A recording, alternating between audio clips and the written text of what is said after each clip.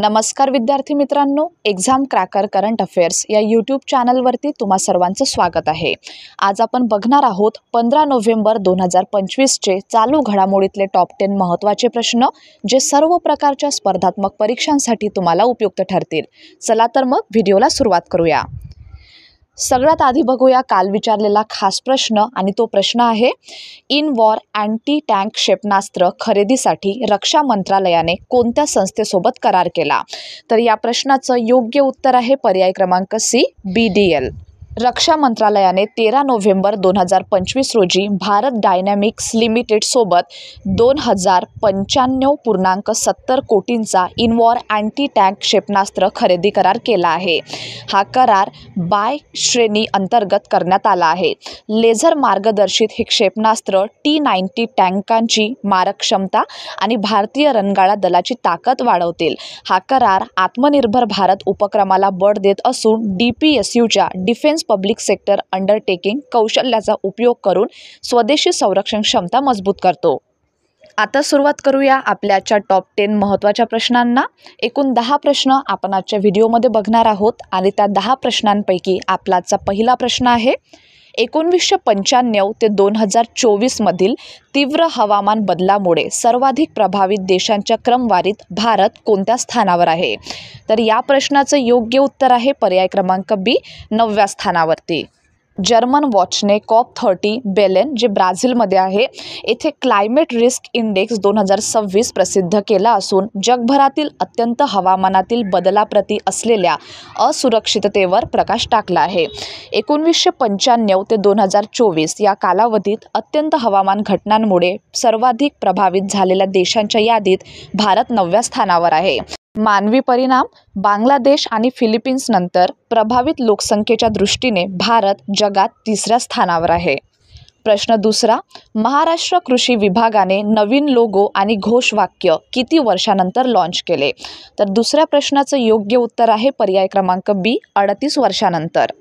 महाराष्ट्र कृषी विभागाने 38 वर्षानंतर नवीन लोगो आणि घोषवाक्य लॉन्च केले असून हे आधुनिक आणि भविष्यकालीन कृषी दृष्टिकोनाचे प्रतीक आहे। नवीन घोषवाक्य तुम्हाला लक्षात ठेवायचं आहे, जे आहे शाश्वत शेती समृद्ध शेतकरी, म्हणजे सस्टेनेबल फार्मिंग प्रॉस्पेरस फार्मर। नवीन लोगो कृषी क्षेत्रातील नवोन्मेष, शाश्वतता आणि समृद्धी यांचे प्रतिनिधित्व करतो। प्रश्न तिसरा, गगनयान मोहिमेसाठी इस्रोला देण्यात आलेले ह्युमन रेटेड विक्रम इंजिन कोणत्या संस्थेचे आहे? तर या प्रश्नाचं योग्य उत्तर आहे पर्याय क्रमांक सी, म्हणजेच गोदरेज एरोस्पेस। गोदरेज एरोस्पेसने इस्रोला भारताचा पहिला ह्युमन रेटेड विक्रम इंजिन सुपूर्द केला असून हे आगामी गगनयान मानव अंतराळ मोहिमेसाठी एक महत्त्वपूर्ण टप्पा ठरला आहे।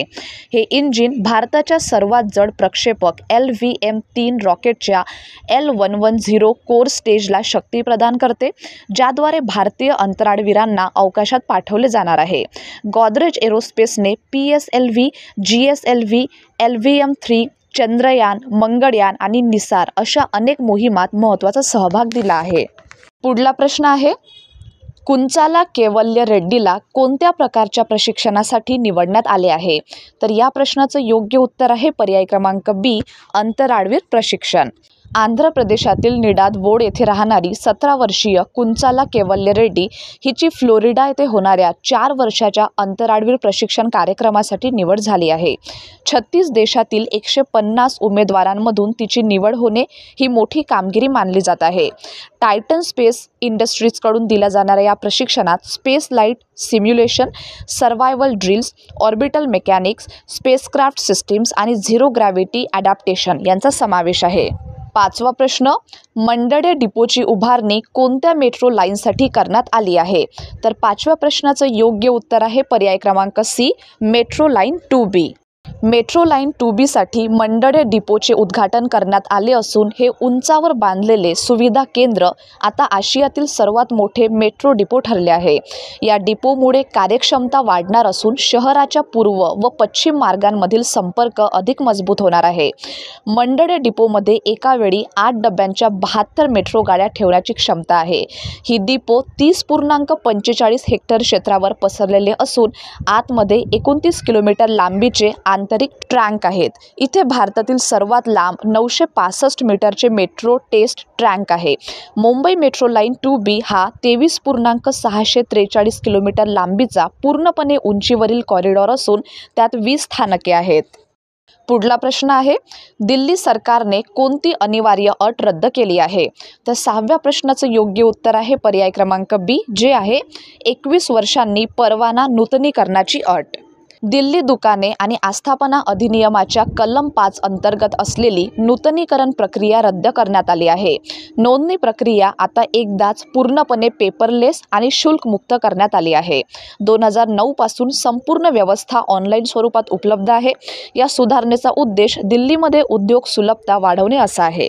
7वा प्रश्न आहे, MPAUVs म्हणजेच man portable autonomous underwater vehicles कोणत्या संस्थेने विकसित केले आहेत? याचं बरोबर उत्तर आहे पर्याय क्रमांक सी, NSTL. MPAUVs म्हणजेच माइन प्रतिरोधक स्वयंचलित पाणबुडी वाहने ही DRDOच्या विशाखापट्टणम येथील NSTL प्रयोगशाळेने विकसित केली आहेत. ही वाहने साइड स्कॅन सोनार आणि अंडरवॉटर कॅमेऱ्यांचा वापर करून पाण्याखालील शोधकार्य करतात. डीप लर्निंग अल्गोरिदम्स यांच्या मदतीने ही प्रणाली लक्ष्यांचे स्वयंचलित वर्गीकरण करू शकते. यांचा प्राथमिक उद्देश म्हणजे माइनसारख्या वस्तूंची वास्तविक वेळेत ओळख करणे हा आहे.